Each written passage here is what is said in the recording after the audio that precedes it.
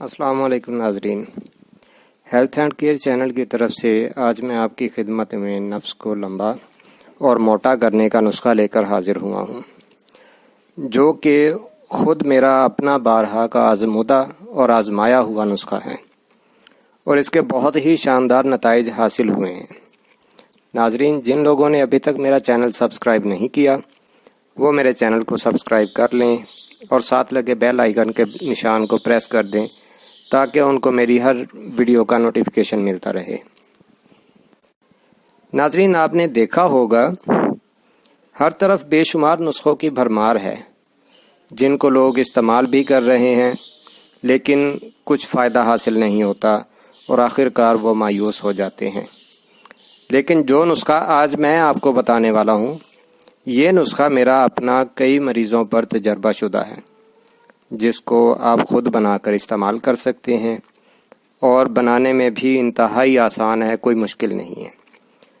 ناظرین، کچھ باتیں بتاتا چلوں کہ یہ تیل نفس کا ٹیڑھا پن، نفس کا دبلا پن، نفس کا چھوٹا ہونا یا نفس کا جڑ سے باریک ہونا، ان تمام مسائل کا بہترین حل ہے اور ان تمام امراض میں بہت ہی فائدہ دینے والی چیز ہے، اور ان تمام مسائل میں آپ کو انشاءاللہ ایک ہفتے میں اس کا رزلٹ مل جائے گا۔ اور خوبی یہ ہے کہ اس کے استعمال سے نہ تو دانے بنتے ہیں، نہ ہی آپ کے جلن ہوگی، نہ ہی آپ کی سکن ریش ہوگی یا ریڈنس ہوگی، کسی قسم کا کوئی اس کا سائیڈ ایفیکٹ نہیں ہے۔ بالکل بے فکر ہو کے آپ استعمال کر سکتے ہیں اور ہر مزاج کا انسان جو ہے وہ اسے استعمال کر سکتا ہے۔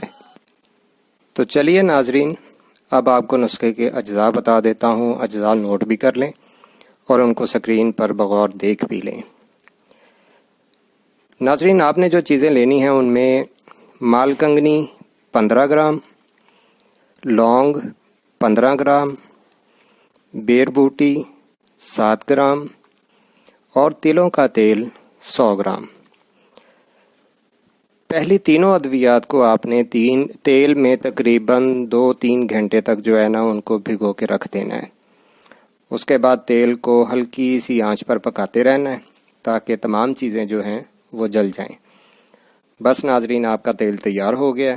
اب اس کو ٹھنڈا کر لیں، ٹھنڈا ہونے کے بعد اسے چھان پن لیں اور شیشی میں سنبھال کر رکھ لیں۔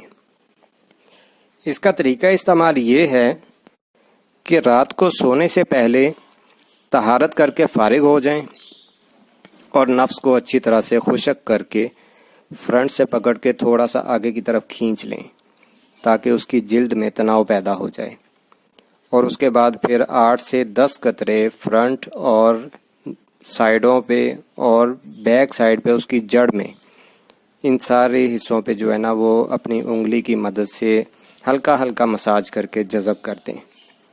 اور اس کی احتیاط یہ ہے کہ تیل لگانے کے بعد نفس کو نہ تو پانی لگنے دینا ہے اور ٹھنڈی ہوا سے بچانا ہے کہ ٹھنڈی ہوا بھی نہیں لگنے دینی۔